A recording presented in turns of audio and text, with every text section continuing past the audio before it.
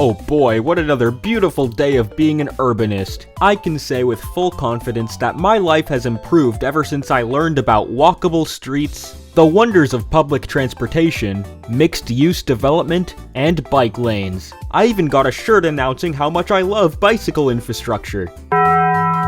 And it's all thanks to my favorite YouTuber, Not Just Bikes. If it weren't for his videos on the urbanist utopia known as Amsterdam, I would have never gained the knowledge required to advocate for meaningful changes in my city. Sure, we still have a long way to go. Where I live is still pretty car dependent, but things are getting better by the day, and I'm playing a role in making my city more livable. Anyways, I wonder what Not Just Bikes has been saying on social media. I love engaging with content creators. Thanks. I just wanted to go on an angry rant because of how angry North America makes me, but I ended up playing it straight.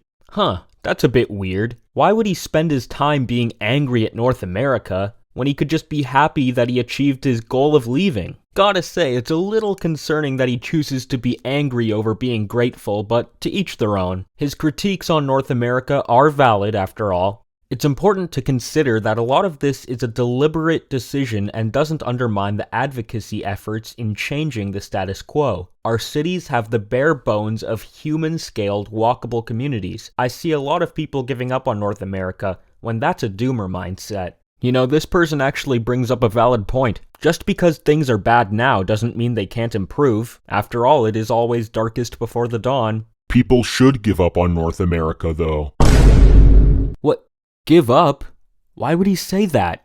You should not have to spend your life groveling for basic things like safe streets. Your advocacy and energy would go much farther in a better city too. That's not doomerism, that's reality. What the hell? So he's suggesting we should just leave wherever we live? Oh yeah, that's something we can do. It's not like money or jobs or family or other commitments are a factor in that. Dropping everything and moving to another continent on a dime is something everyone can do. And about the groveling part, well, maybe people like fighting for something. Maybe it gives them purpose. Who are you to tell people what they should or shouldn't do? I'm really sorry. No, you're not. But if you're trying to fix the US, you're watching the wrong channel. That's why I've been sending Americans to Strong Towns or other US creators like City Nerd or Alan Fisher. If you call passive recommendation sending, then okay. You never said the words, all of my American viewers should go watch those channels instead of my channel. You can't just retcon your recommendations and then just say it was explicitly targeted at Americans. I know full well that most people can't move, but my channel is to those who can. It always has been. No, it hasn't, and I think you know that. America today is nothing like the Netherlands of the 1970s. It's nowhere close. That was fixable within a generation. The US isn't. It can get better, but it cannot be fixed within your children's lifetimes. Canada might be. Americans are going to have to come to terms with that reality. Well, if America can get better like you claim it can, then that completely undermines what you said earlier about how people should give up on North America. And yeah, obviously places like Phoenix aren't going to be transformed into places like Amsterdam overnight, but that doesn't mean we shouldn't try to make it better. After all, you said yourself, it can get better. Those are your words, not mine. Anyways, that seems to be the last of the very disagreeable messages. Surely there's nothing else going on.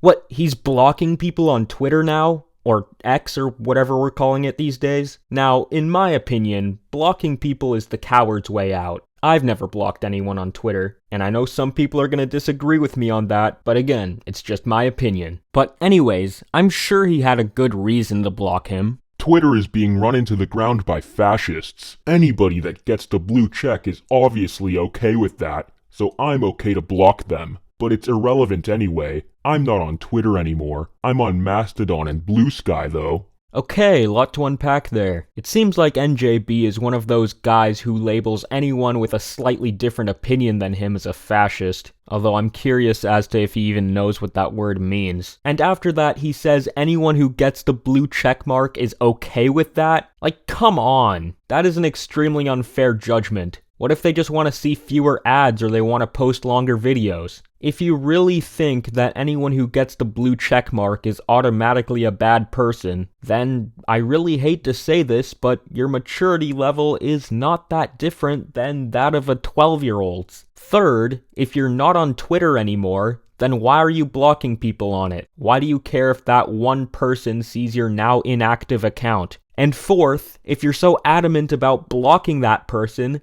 then why did you tell them about other sites where they can find you? Do you want them to see your stuff or not? Well, anyways, all of that kinda sucked to read. I know my channel's usually about sports, but I do care about urbanism a lot as well. Not Just Bikes kinda kickstarted that interest for me, and I've been watching his videos since 2020. He, along with other urbanist YouTubers, have inspired a lot of the videos I've made, most notably the one I made about Dodger Stadium. So to see him saying these doomerist, snobby, and immature things is really disappointing. He's completely discrediting all the hard work urbanists have done in North American cities. And there's a good chance that much of that hard work was inspired by the videos he made. He's received lots of backlash from urbanists online over these past few hours, and frankly, I think that's justified. But I will always be thankful for the videos he made. They really helped to shape my perspective on things, and they're a big part of the reason why I see cities so differently than I did 3 years ago. But after all that he said, it's hard for me to say I support him anymore. So I'll leave you with this.